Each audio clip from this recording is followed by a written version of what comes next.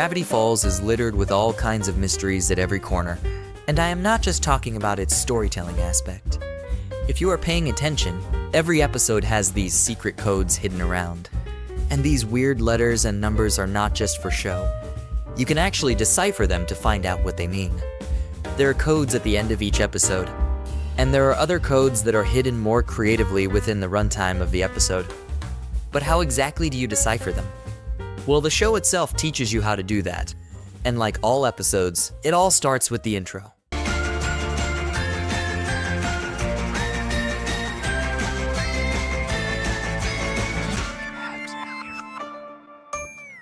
Did you catch the whisper at the end? Nobody could make sense of that whisper until one fan decided to play the clip reversed. 3 letters back. 3 letters back. As you can see, when the audio is played backwards, the whisper now says 3 letters back. This is our first hint of decoding some of the secret codes. To explain this, let's take the code shown at the end of the very first episode. These words don't even make sense, right? But from the intro, we know that the showrunners are telling us to go 3 letters back. So, if you replace each letter of this code with the letter that comes 3 letters before it, you can solve this code pretty easily. Going 3 letters back from Z, we get W. Similarly, 3 letters back from H will get you to E. Following this pattern, O will be changed to L, and F will become C, and so on and so forth, until we decipher the whole thing. Welcome to Gravity Falls, huh? Since it's just the first episode, the show is welcoming us for what's to come. This code is a simple one, but other codes are actually really interesting. For your knowledge, this kind of code is called a Ciphers cipher. It is a very basic method of encryption. It works by shifting each letter in the message by a certain number of positions in the alphabet. Since the show had already told us that we needed to shift 3 letters back, our job became considerably easier. Now let's move to episode 2, The Legend of the Gobblewonker. When Dipper, Mabel, and Suze go on a boating adventure to prove the existence of the Gobblewonker, a legendary lake monster. This code at the end of the episode is a long one, but let's apply the same deciphering method and change each of the letters with those that come 3 letters before it. Once completely deciphered, it says, "Next week, return to Butt Island." Looks like this code is nothing serious as well. It is just a joke calling back to earlier in this episode when Suze covered the scuttle in the Scuttlebutt Island sign with his hand, making it read Butt Island instead. Go check it out. Butt Island. Suze, you rapscallion! Now, let's move to episode 3 named Headhunters, back when Mabel and Dipper had to battle the wax figures locked in Stan's secret room. The code in the end credit of this episode says, "He's still in the vents." This is referring to the wax Larry King's head. After all, at the end of this episode, he got away and his head is still hopping around in the vents. That is pretty creepy. But what's important is that it's a hint that Larry King's head will be making a return. And after a long wait, he eventually showed up again in the very last episode as a good guy. It's the Shacktron, dude! They made the house into a robot. Fascinating. Or at least I think he was a good guy. Moving on, episode 4, The Hand That Rocks the Mabel. This was the debut episode of Little Gideon when his main obsession was to get Mabel to be with him. But when we deciphered the end credit code, it was hinting at some other guy with an unhealthy obsession. It says, "Carla, why won't you call me?" This is a callback to the Lil Gideon commercial. Are you completely miserable? Yes! Then you need to meet Gideon? What makes him so special? He's a psychic. So don't waste your time with other so-called men of mystery. Learn about tomorrow tonight at Gideon's Tent of Telepathy. Void where prohibited, no CODs accepted. Carl, I've always loved you, but I've never had the guts to say it. Listen closely to the last part, which is said quickly. Of telepathy. Void where prohibited, no CODs accepted. Carl, I've always loved you, but I've never had the guts to say it. The narrator says, "Carla, I have always loved you, but never have the guts to say it." Whoever this narrator is, he is confessing his love for Carla. This could also be related to Stan's ex-girlfriend Carla McCorkle mentioned in the later episode. Or who knows, this could also be referring to Carla from the Cash Wheel game show. Whatever the case, some guy really wants Carla to call him back. Moving on to episode 5, The Inconveniencing. when Dipper first hung out with Wendy's friends. He was trying to impress Wendy by all means, even unlocking an abandoned department store. But when they all raided the place to have fun, they found out the place was haunted by the old owners who hated teenagers. And since Dipper was not a teenager, he had to show them the cute but extremely embarrassing Lambie dance to convince the old ghost couple to let them go. But all of that is just for reference. It has nothing related to the code of the end credit sequence, which actually referenced Mabel instead. When we shift each letter 3 places backward, it says, "Onwards Aoshima."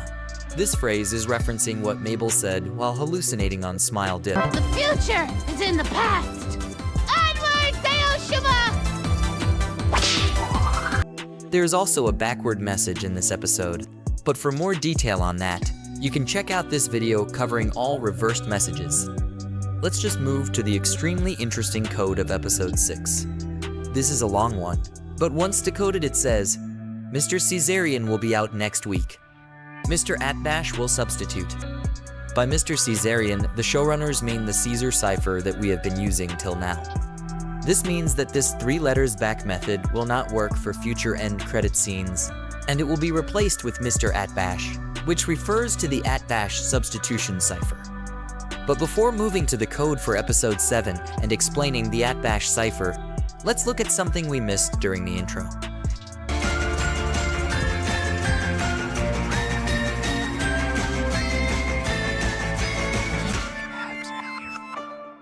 Did you catch that weird drawing of Bill that appeared for a split second? If you pause just in time, you can see it fully.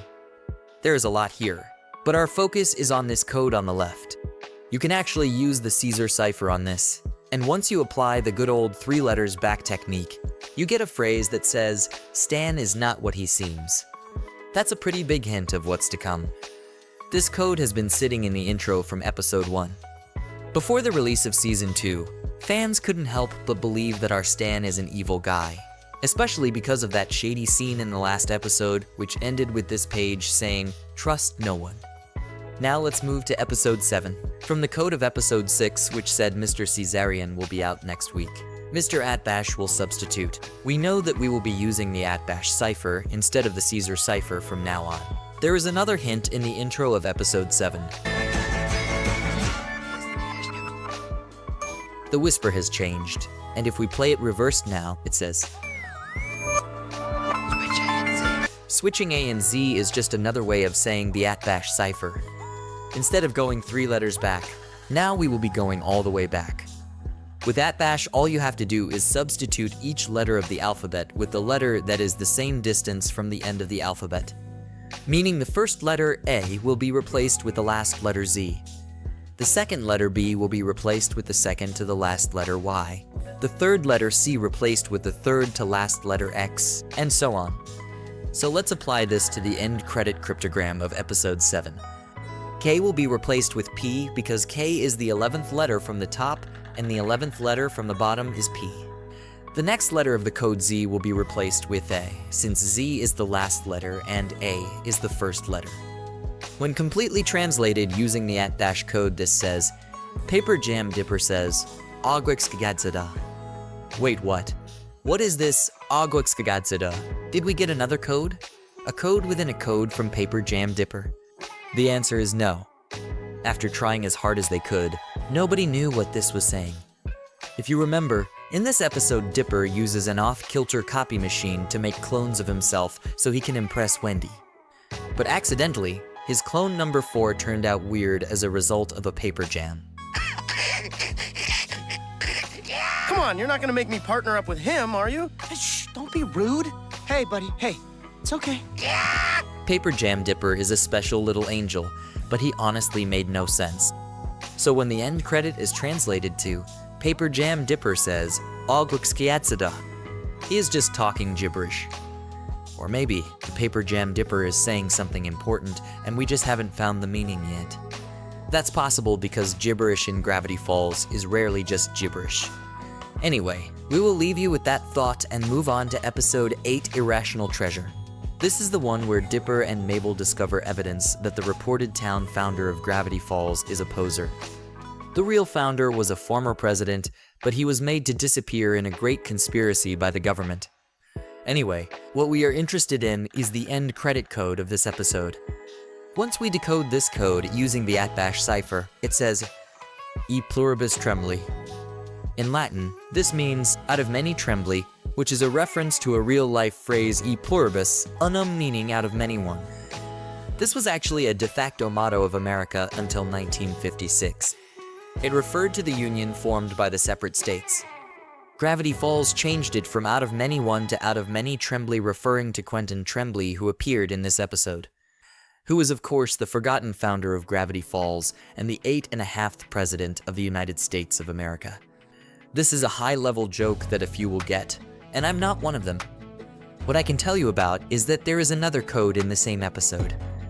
Looking closely at this negative $12 bill with Tremblay's face on it, there are these numbers that can be decoded. Without boring you with the details, I'll just tell you that these numbers translate to the word blind. The word blind here is actually foreshadowing the Society of the Blind Eye pretty early on. Moving to episode 9, The Time Traveler's Pig, this cryptogram when decoded says, not H.G. Wells approved. Since the episode was all about time travel, this code refers to the famous real-life author H.G. Wells, who wrote books about time travel. Next up is the episode 10, Fight Fighters. The episode where Ronnie calls out Dipper to a man-to-man fight for Wendy. And Dipper actually summoned a video game character to fight Ronnie in his place. Anyway, decoding the end credit code of this episode using Atbash, it says, sorry Dipper, but your Wendy is in another castle. This phrase is referencing a dialogue from Super Mario Bros. Games, in which the Toad says, thank you Mario, but our princess is in another castle, after Mario defeats a fake Bowser. From now on, let's move a little faster to cover all of these codes quickly. In episode 11 titled Little Dipper, the code reads, the invisible wizard is watching. This refers to the scene when Mabel was being her cutesy and funny self. You're telling me there is not a wizard in this closet. You're telling me that if I open this door right now... Fine, open it. An invisible wizard! Really, Dipper? The code of episode 12 titled Summerween reads, brought to you by Homework the Candy. Homework the Candy is one of the brands of candy in the Mystery Shack's bowl of loser candy. The code of episode 13 boss Mabel reads, heavy is the head that wears the fez. If you remember, Stan challenges Mabel to become the boss one day, handing her his fez as a symbol. This episode teaches Mabel that being a boss is not an easy job, and you can't always be so nice. Moving on to episode 14, Bottomless Pit. The end credit code is looking pretty weird. What are these numbers? Where are the weird alphabets we were deciphering? Seems like cryptography changed once more. Let's listen to the intro of this episode to see if the whisper has changed. Seems like it has, so let's play it backward to find its true meaning. 26 letters. It says 26 letters. This is actually hinting at the A1Z26 cipher. A cipher in which each episode is represented by its corresponding number in the sequence. Using this cipher simply dictates that if number 1 is mentioned in the code, you will replace it with the first letter A. If number 2 is written, you will replace it with the second letter B, and so on and so forth until number 26, which represents the last letter Z. Now let's look at the code. The first number is actually 14, and the 14th alphabet is N. The next is 5, and the 5th alphabet is E. When fully deciphered, this code reads, next up, Footbot 2 Grunkle's Grevenge. From what we know, this is just the callback to what happened in the episode, specifically when Stan is telling his far-fetched story about how he once won a football match and taught these youngsters that old people are very useful. He also received a beautiful woman trophy. Yes, you heard that right. And to end it, he dedicates his victory to his own invention, a footbot. Hence the phrase, next up Footbot 2 Grunkle's Grevenge. Moving a bit faster now, episode 15, The Deep End, is also deciphered using the A1Z26 cipher. Once deciphered, the code says, Viven las patos de la piscina, which is Spanish for long live the pool ducks. This is a callback to when Wendy and Dipper convince Suze that the duck tubes have been enslaved and they need Suze to liberate them. And we also get this incredible dialogue from Zeus. People have been enslaved, Zeus. You must free us. The inflatable pool duck revolution is at hand.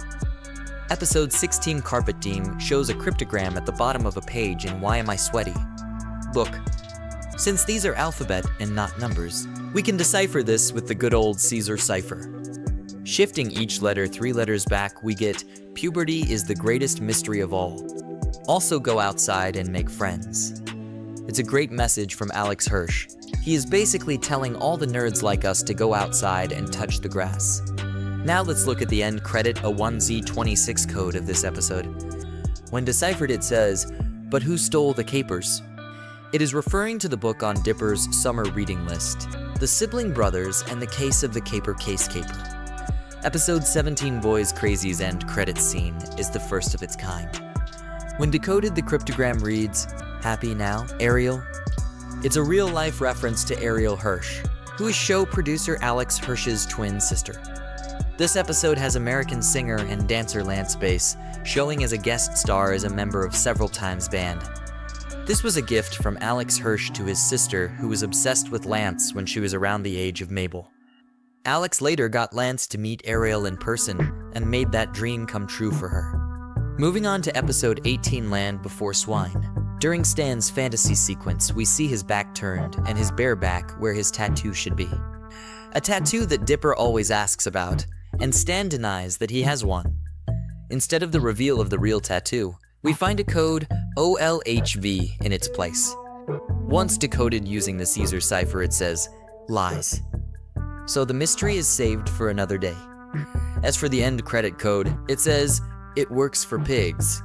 It's a reference to the TV commercials shown in the episode 6. I'm Bobby Renzovi, and what you need is the Huggy Wuggy Tummy Bundle. I can hold 10 babies at once. I know what you're thinking. Does it work for pigs? Yeah, it does work for pigs, stupid. Fill your pig's heartbeat next to yours. It works for pigs. Next is episode 19, Dreamscapers. If you remember, this is when the evil Dorito himself first appeared, and we traveled to Stan's mind, which had a lot of codes hidden around. But they were just Caesar cipher versions of the real words. For example, Stan's Mindspace version of the Mystery Shack has PBVWUB VKDFN over the main entrance. With Caesar cipher, you can translate it to Mystery Shack. Perhaps what's more interesting is the end credits cryptogram of this episode, which says, "To be continued." This is a pretty cool foreshadowing of what's to come in later seasons. I mean, with Bill Cipher being the main antagonist and all, and this being his debut episode. Here is another interesting tidbit from this episode. In one shot of the hallways inside the Mystery Shack, there is this code carved into a wall. Decoding it using 2 letters back, instead of the usual 3 letters, you get, "Curse you, Marilyn." However, this message is edited out in the actual episode, but it was seen in the production art.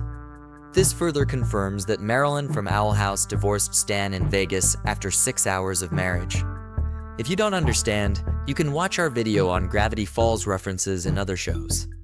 But if you already know about this Marlon X Stan thing, comment down an owl emoji to show you are one of us. In the same episode, you'll discover something very cool if you look closely here at Bill's intro page in Journal 3. There is something written in yellow behind Bill Cipher's name. These strange symbols are called the author's symbols. They can be deciphered really easily with this handy little cheat sheet that translates each symbol to a corresponding letter. Once we replace the symbols with corresponding letters, the message reads, "Liar, monster, snappy dresser." And I must say, this is the best description to this day of our favorite triangle. All in all, episode 19 had a lot of interesting things going on. But how exactly did we get this handy little sheet to translate all the author symbols? Well, that's a story for another day. So for now, let's move on to episode 20 Gideon Rises, which shows this journal 3 pages for the butternut squash with a human face and emotions. Once decoded with the handy author's symbol sheet, it reads, "Don't eat him." In the same episode, right after Dipper, Mabel, and Suze run out of the room, this code is carved into a pipe under the floorboards. Once decoded with Caesar cipher, it says, "Bill is watching." Towards the end of the episode, when Stan takes Journal 3 from Dipper and goes to his secret room to reunite the 3 journals, there is a code that appears, and you can translate this with the author's symbol cipher. It says, "The portal, when completed, will open a gateway to infinite new worlds and herald a new era in mankind's understanding of the universe. Plus, it will probably get girls to start talking to me finally." Finally, we get to the end credits cryptogram. This one is pretty special. If you just use the A1Z26 cipher, it doesn't make any sense. But luckily you have a hint in a picture above the cipher. If you translate this using a 1Z26, the hint says, "Reverse the ciphers." This essentially means we have to use all the ciphers on this one, also known as the combined cipher. First, we will apply the A1Z26 cipher, then the Atbash cipher, and finally the 3-letter back Caesar cipher on the same code, which finally reads, "Search for the blind eye." This hint is pretty obvious to us now, but this was a huge deal when it came out, especially since it appeared in the season finale and we had some time before season 2. The fan theories went crazy, and it even spawned a search for the blindeye.com website whose creator is still unknown. The website was pretty cryptic, and since it wasn't official, it was eventually abandoned, and by now the domain has expired, so no need to visit. That's all for season 1. Now all that's left is the shorts. If you don't know, before the release of season 2, there were short episodes that aired after season 1 riding on the momentum of the series' success. And as you can guess by now, they also have some cryptograms hidden within them. To keep this short, let's cover them quickly. In the 6 shorts titled Dipper's Guide to Unexplained, at the end of each short, we get this. This is a section of a page shown at the end of each episode. If you put all these 6 sections together, you get this huge page. Let's ignore the rest for now and focus on these 3 black codes at the bottom. If you put all these together and translate them using Caesar cipher, combined they say, "From the first until the last, search the codes of credits past. One means one, so search them all. Welcome to Gravity Falls." This phrase is actually a hint to decipher some other codes found on this page that are written in red. Deciphering them using this hint is way too much work to explain in this video. So let's just look at the results that are combined by fans who are much smarter than me. Decoded and properly combined. The message is, "I was so blind, he lied to me. The darkness is near." As for the last cryptogram in this video, let's go back to the intro of season 1 where we see this cryptogram that is written in the author's substitution cipher. Once translated, it says, "Hey Dip. Alright guys, that's all for today. Remember to leave a like and subscribe, and I'll see you in the next video."